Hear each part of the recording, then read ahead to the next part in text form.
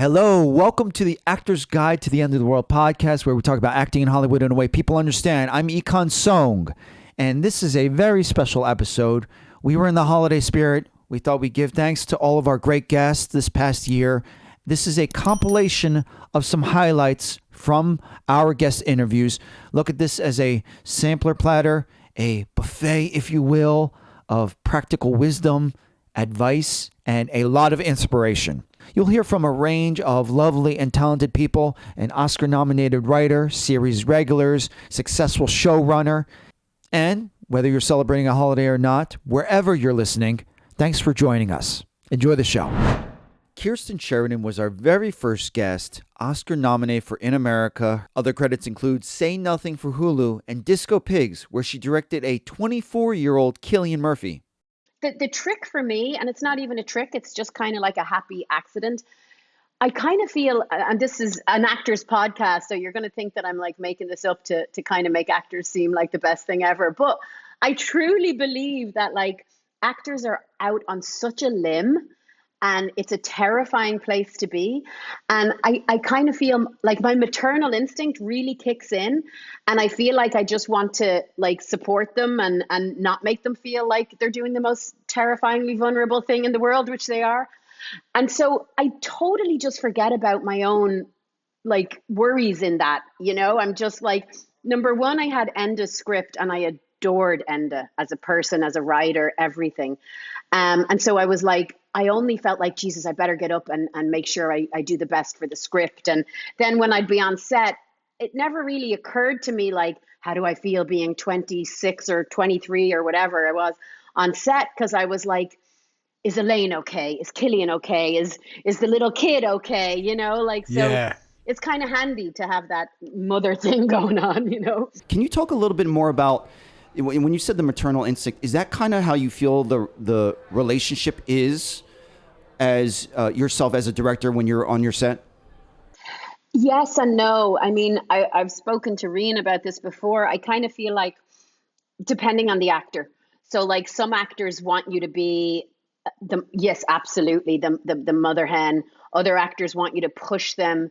Other actors might push you back. And it's all part of the actual process, you know. And even sometimes they're not conscious that it's part of the process, but you better be conscious that it's part of the process as a director. Like, I've had actors start fights with me because they want to see that I can be like, nope, we're going to go for another take and that's it, you know, like, and that's not my normal happy place, but I'm like, oh, so you kind of have to be a chameleon, and whatever is required, I feel, is like, sometimes you have to be the dad, sometimes you have to be the mom, sometimes you have to be the best friend, sometimes you leave them alone, you know? So yeah, it really is for me just like chameleon. Yeah, it requires a great deal of skill and sort of just emotional intelligence to be able to read people and to be able to work with them in that way. Right, it sounds like. Right, yeah. Kirsten, would you say, because going back to Disco Pigs, because that was like, you know, mid-20s, did you feel like you had that skill and you knew that was a skill even back then on directing Disco Pigs? The need to be a chameleon and kind of work with specific actors and kind of hone certain things depending on what they needed? I think looking back now, like, this is where you see the mistakes as a director. I think I almost made the mistake of almost giving line readings in my 20s, you know? I was like, so specific to in the weeds. And now when I think of it, like, I'm like, I would never be that in the weeds. I think that is just a learning curve of age and craft that, like, you learn, like, you know, that is not how someone wants to be directed.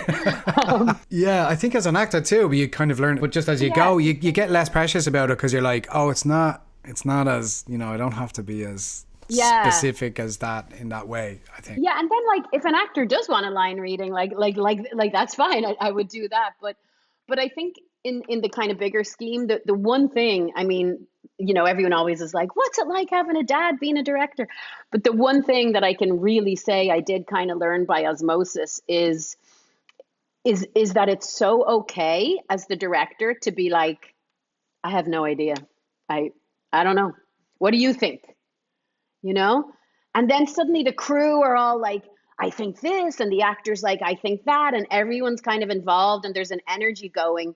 And then you might be like, oh, that's exactly it. What you just said mixed with this, and let's put like 10% on it. That's what we need, you know? So I think that was really helpful, because I think so many young directors are terrified that they need to have all the answers.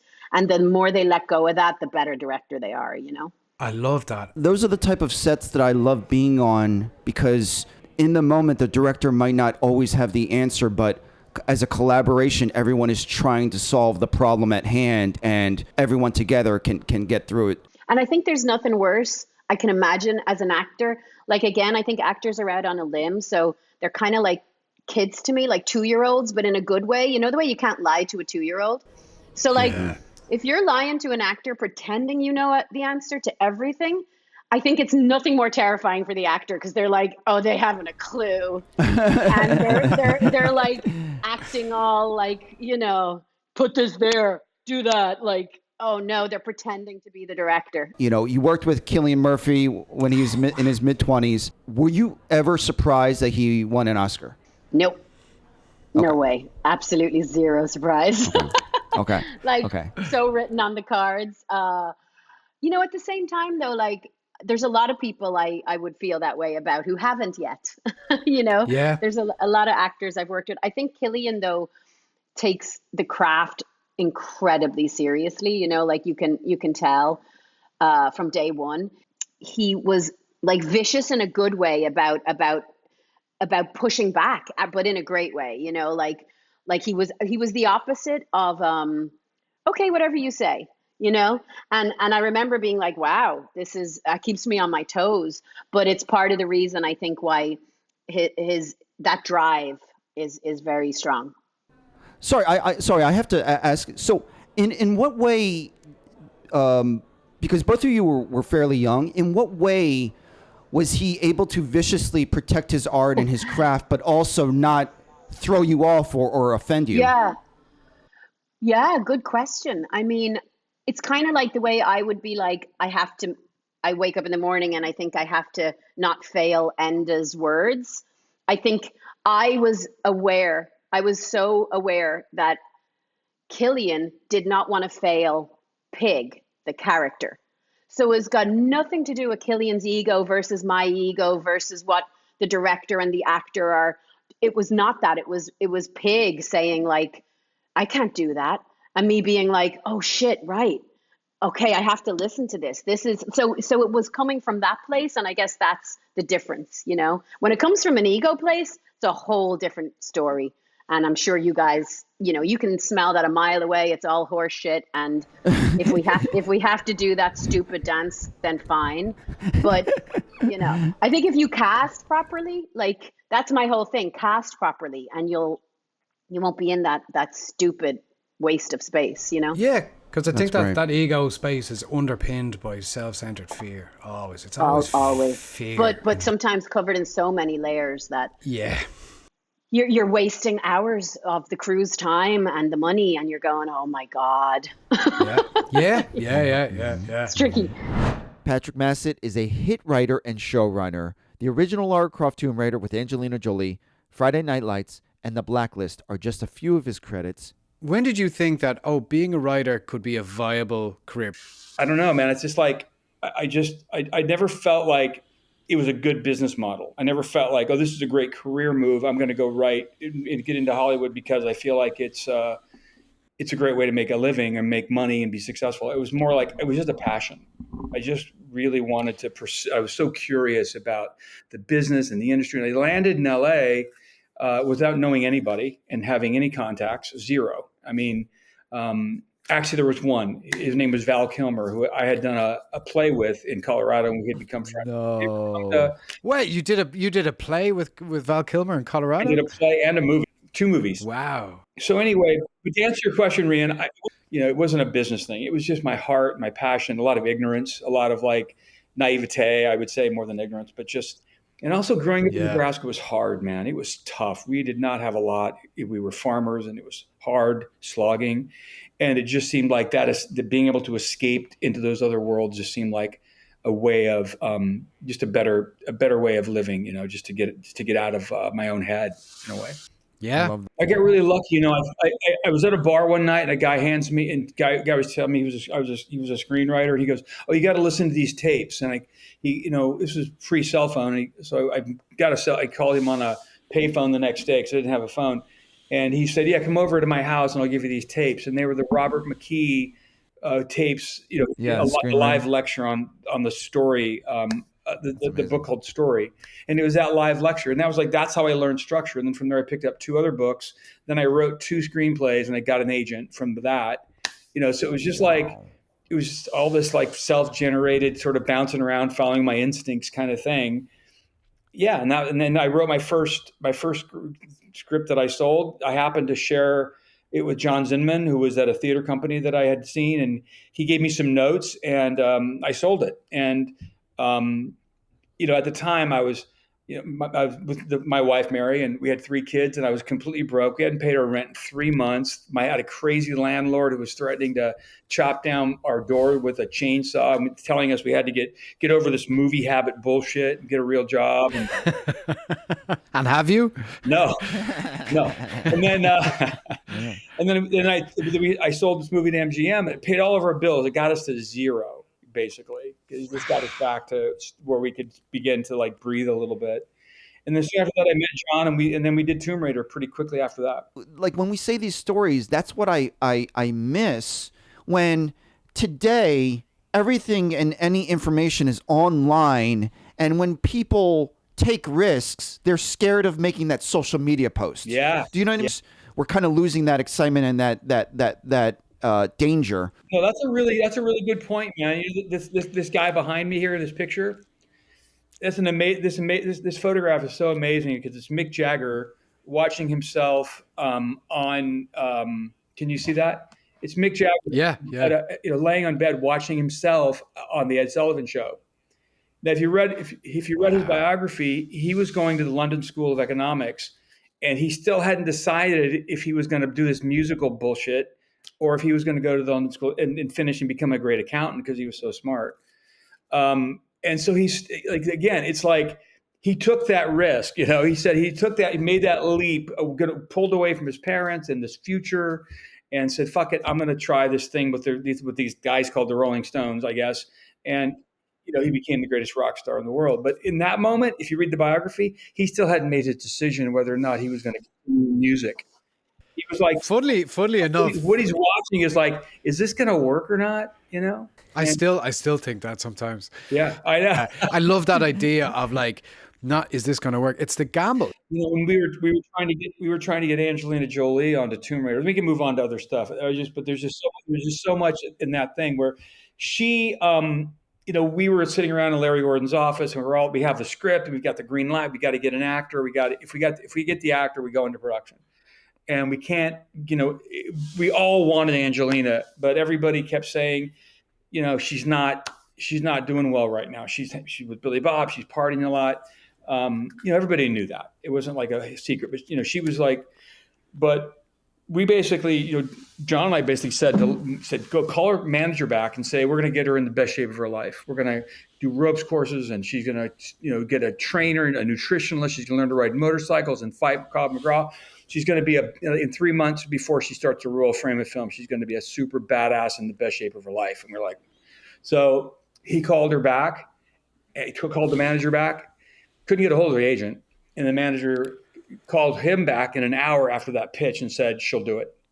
And she signed a 3-picture deal based on that. And if you look at her physically before Tomb Raider and then what she looked like in the movie, she's a different person. So we actually did that for her, and she did that for herself. And she's an amazing human being, and I love her. And I didn't really get to know her that well, to be honest with you, but I do know that was something that we had suggested, and she went for it. Again, it's like she took that. It's like it's in everything that I've ever done. Yeah. Friday Night Lights, Blacklist. I can tell you stories beyond stories where people just going, let the dice fly high, man. Let's just go for it. If you told me that you were going to pitch Lara Croft Tomb Raider, an early video game adaptation, and Angelina Jolie was going to have hesitations, I wouldn't have assumed it was the physicality. I would have assumed that maybe an actor would judge a video game adaptation before that they're proven. That's a great point, man. Yeah. Yeah. It's like there's a million reasons why actors could be hesitating. That's also a credit to her. I've heard amazing things about her work ethic and her passion for her craft. So. And she, that's a really good point, man, because she was an artist and she was doing a lot of indie work and some studio things, but more things that were leaning more towards straight drama. So for her to jump into a big action genre piece like that, I think again, she just let the dice fly high. She said, "Why not? Let's give it a try." When we get into Friday Night Lights. Friday Night Lights. We got canceled every year for 5 years. We will always find a way. We would either cut the budget, or we would go work with DirecTV, or we would do whatever we had to do to figure out a way to stay on the air. And it was always just, that was just a thing of passion. But our budget went down every single year. Where most shows for such a successful show as well. We would get it got to be so bad that we were shooting without lighting. We'd walk into a house. We'd move everybody's shit around, put a few pictures that looked like Coach and Tammy's. We would, we'd go in and shoot with 3 cameras, 16 millimeter bullies, and then be on the move again before the lighting truck even showed up. That's how fast we had to do it. Because it was just passion. Let's just get this made. If we can just keep going, we will create something that everybody will love. And eventually, the passion and hard work that we put into it and the overcoming of the obstacles paid off. And people began to really find the show. Kevin Walsh is a former pro football player turned actor. Worked on Criminal Minds. He's also produced and starred in a play recently in Los Angeles. And I live with all lads that played football. We're all in the Go United ranks. One of my closest friends, Cillian Murphy, he's one of the top Go United players of all time in League of Ireland. And I'd be living with them, and we would just training every day. And then I'd be going into school, and I wouldn't go to classes, and I'd be sitting. They'd walk by the library, and I'm sitting there watching Nosferatu on TV, and they're like, "What are you doing?" I'm like, Nosferatu, Max Shrek, a great film. They're like, whatever, dude, I don't know what you're I'll see you training. So I think there was always that thing about me. There was a stage there when my football career was over, and I'm telling my father, I was like, I think I'm going to give football a quit, and I'm going to do something more realistic like acting. And he's just like, okay, whatever, call me when you need money. Two notoriously stable career choices, football and acting. I still what am I doing? I have a baby. I'm working in a pub at night trying to make the bills, and auditioning and for non-union jobs that are just paying crap. But it's all right, it's a day. That's an extra.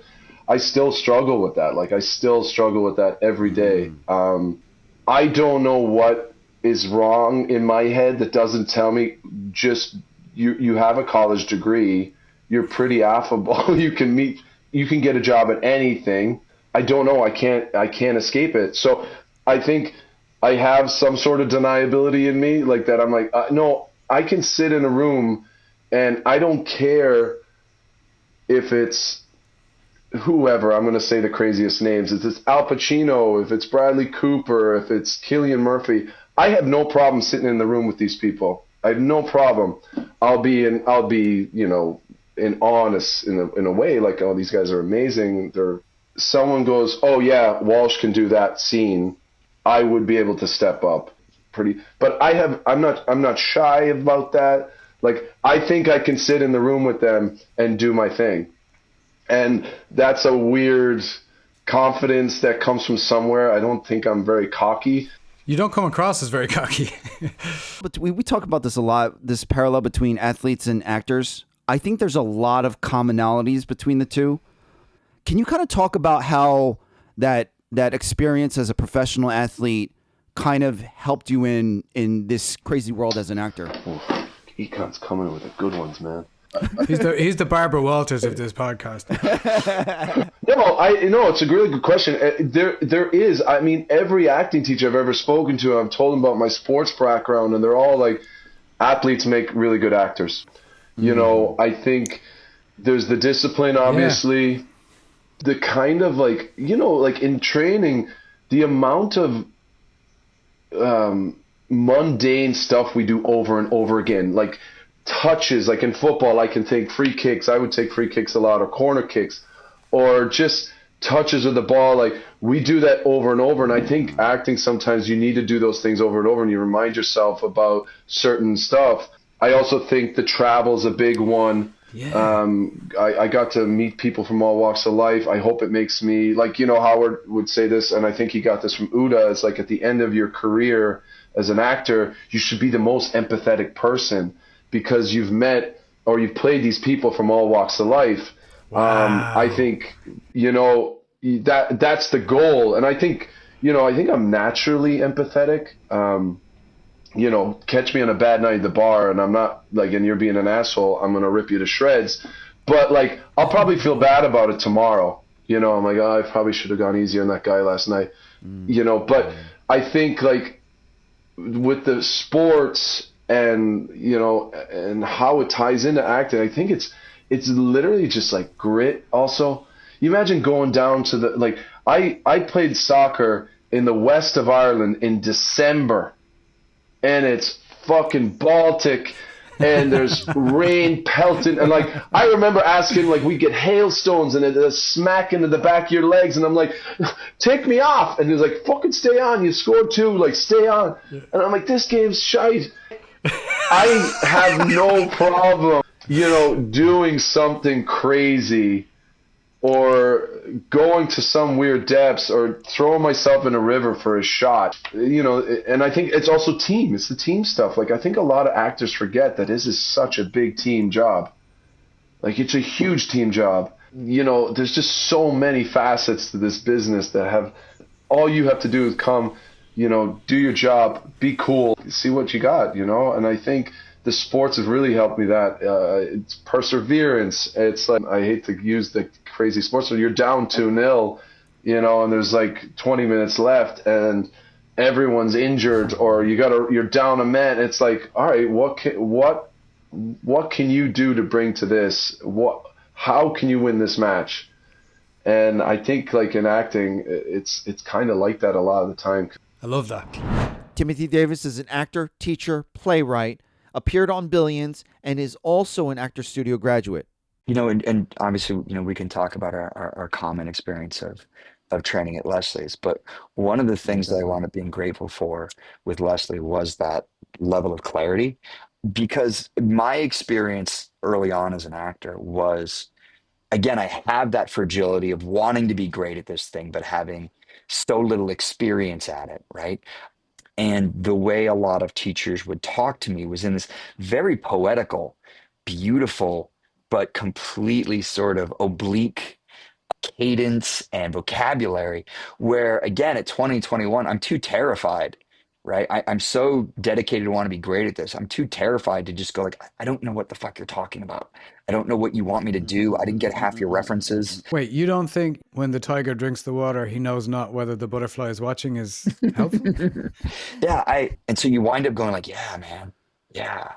I just think there's such a temptation, because when you're young, you want to be an artist. And like when you use imagery like that, when you talk in poetical fashion, of course, a young kid like me who's like in New York for the first time is going to be like, that's beautiful. And I don't know what the fuck you're talking about, but I want to be part of this.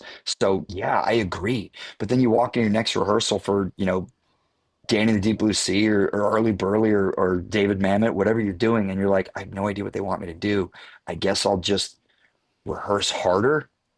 I think that's the other thing about, at that level of like novice and trying to learn how to improve, is that so much of my experience was showing up and like, getting a part in a play or doing a scene.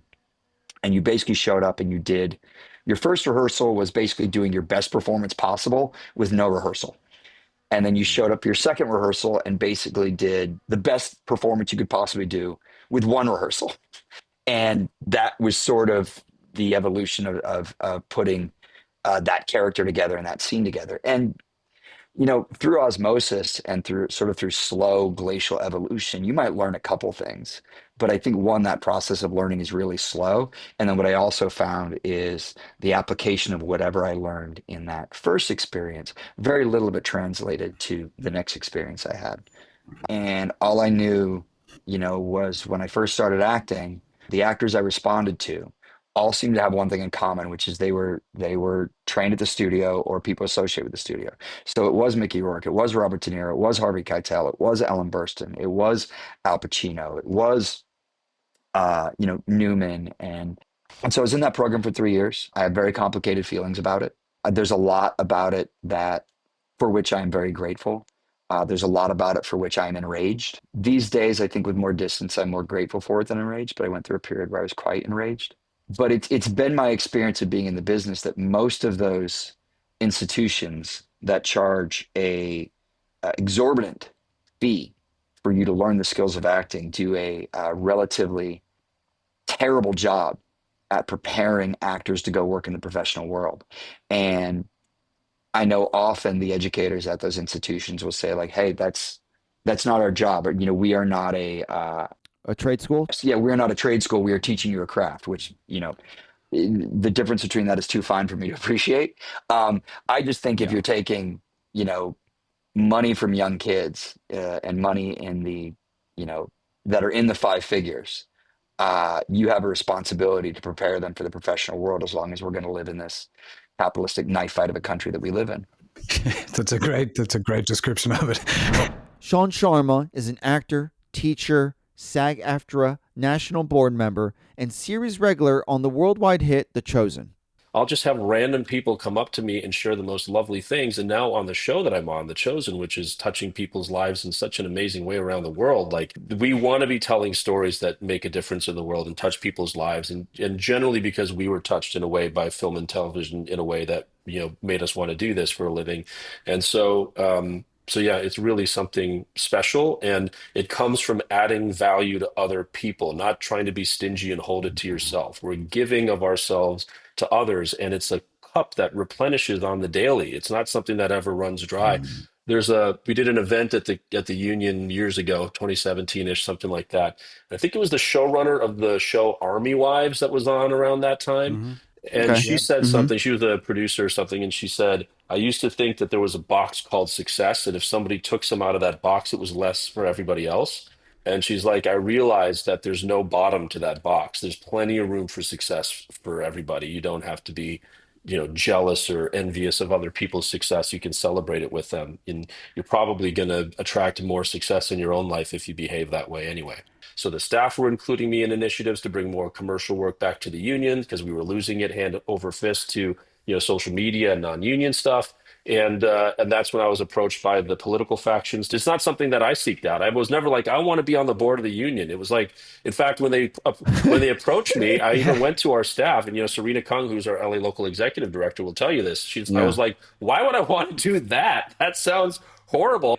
I'm having fun teaching my classes in the conservatory. Why would I want to get into that like rat's nest?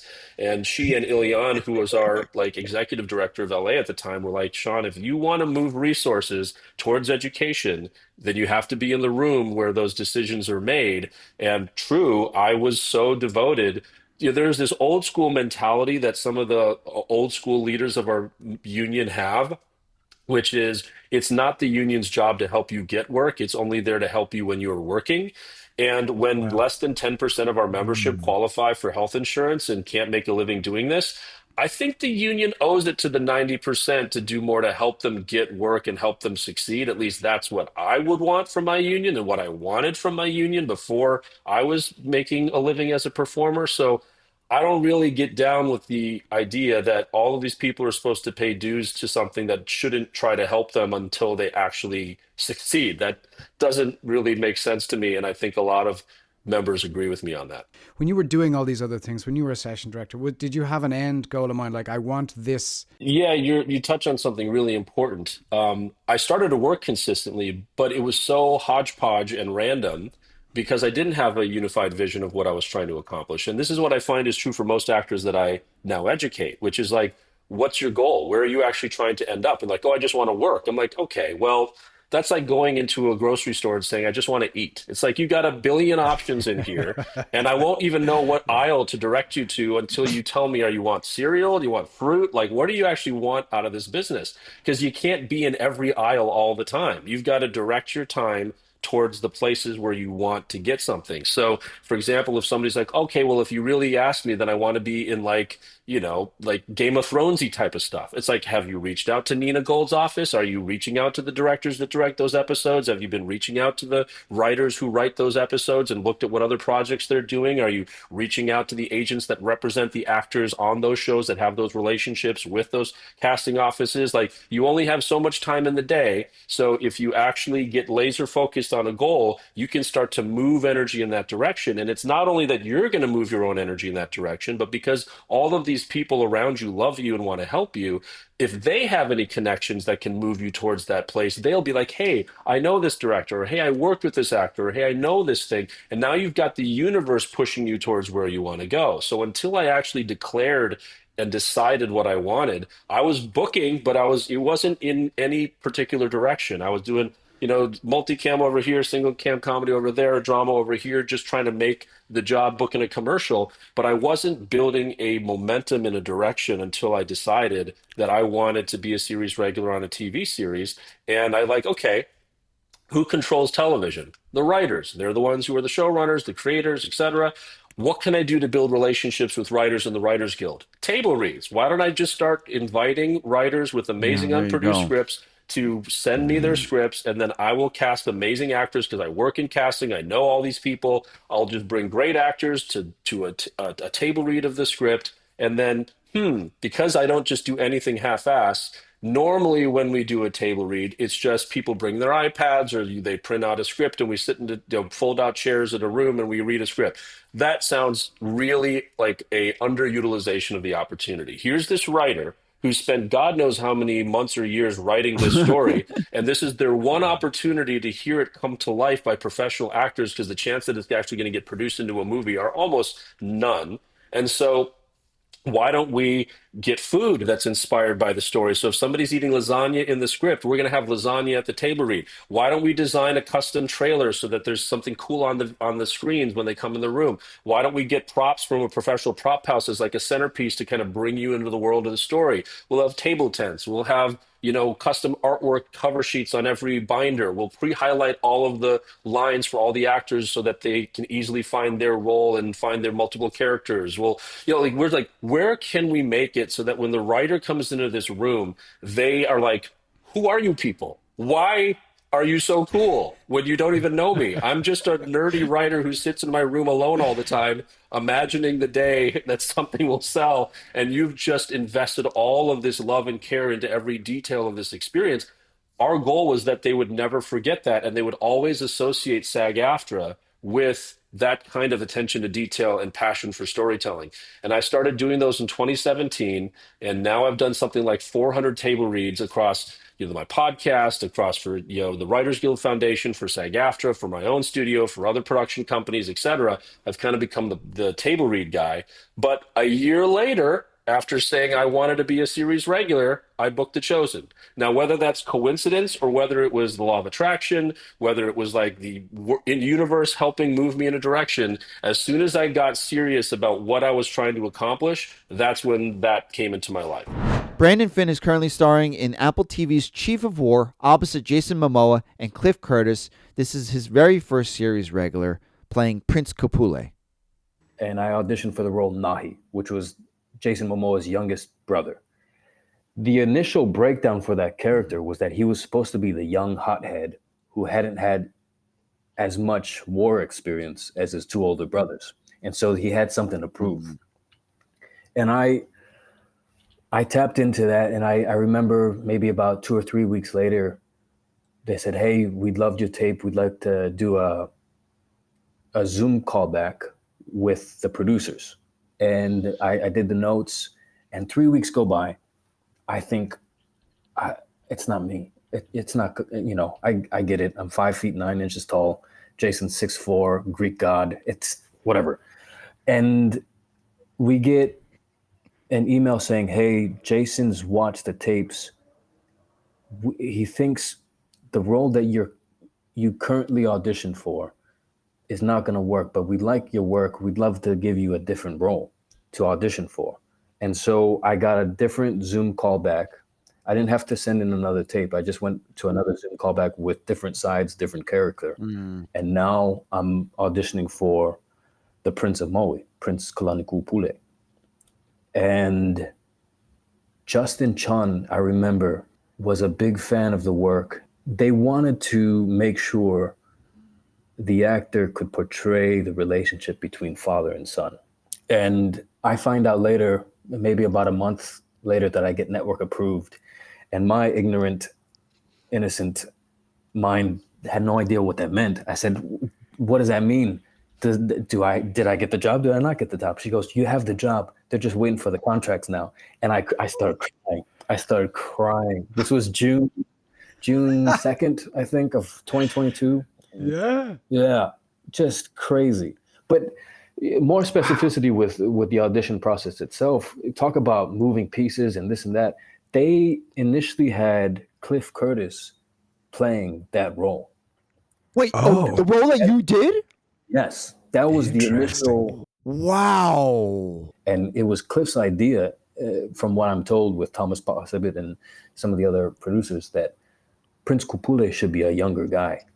And so, like, you know, my work can speak for itself, and also the cards kind of have to fold out correctly, you know. It was this perfect setup where I found a place among this cast of legends to share this story about the Hawaiian Islands. Yeah. How brilliant. Did you find that so like stepping up to a role of that magnitude with everything involved there, was that did that feel natural for you? Was it daunting in any way? Did you feel, you know, what were your thoughts going into a role of that size? Yeah, the scale of which we were dealing with was menacing at first. It might sound cocky, it might sound overly confident, and truth be told, I have the utmost confidence in myself with whatever scale it is. And truthfully, I kind of had to, with Jason at the helm, let alone a guy like Cliff Curtis. Cliff Curtis is insane. Dude, and he's a chameleon. Absolutely insane. And he kind of walks this line where you're not too sure how method he goes. You know, like, is it not? I think it is. He's going to throw the kitchen sink at you, and then he's going to not apologize for it after. That's just, you know, the legend that we're dealing with. And so that being said, I'm very much a product of my environment. If I'm surrounded by these murderers, these killers, I will do my part. I didn't have any issue with that. And I think that's a mentality that we all need to have, especially when we start to get to that tier up.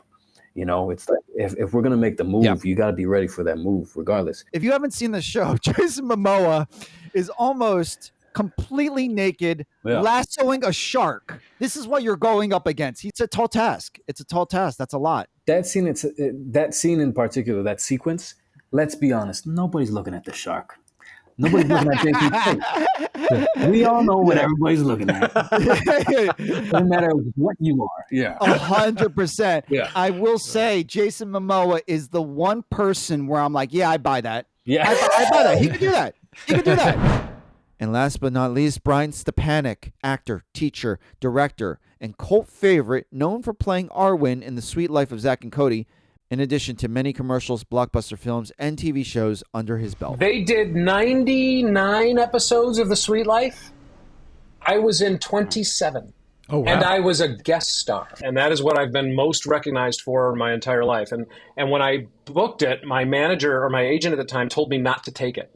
Wow. It was the first time that I had the writers on that show take me aside and go, you need your own show.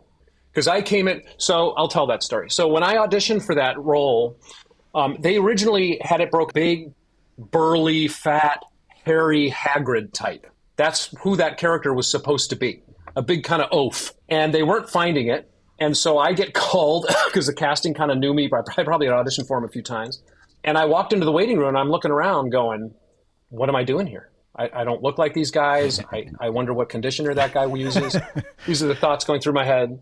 And so I go into the room, and instead of making him kind of a lumbering oaf, I made him a hyper savant.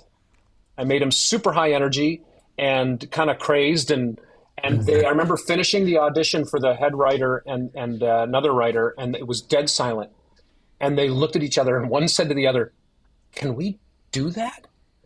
And the other one was like, yes. And that's how I got that role. And then when I got in there that first episode, they literally, while I was taping the episode, like, you need to have your own show. And, a year and a half later, we were shooting Housebroken. We were shooting the spinoff. We shot a pilot, and Selena Gomez played my niece. It really was something that's been a wonderful memory and led to a lot of opportunities and has given me an audience of, 20-somethings and 30-somethings that all know me. I was at In-N-Out yesterday. They were like, yay! So, on Over the Hedge, they had a character that was an owl. And they cast Gene Wilder. Oh. So I'm like, what the fudge?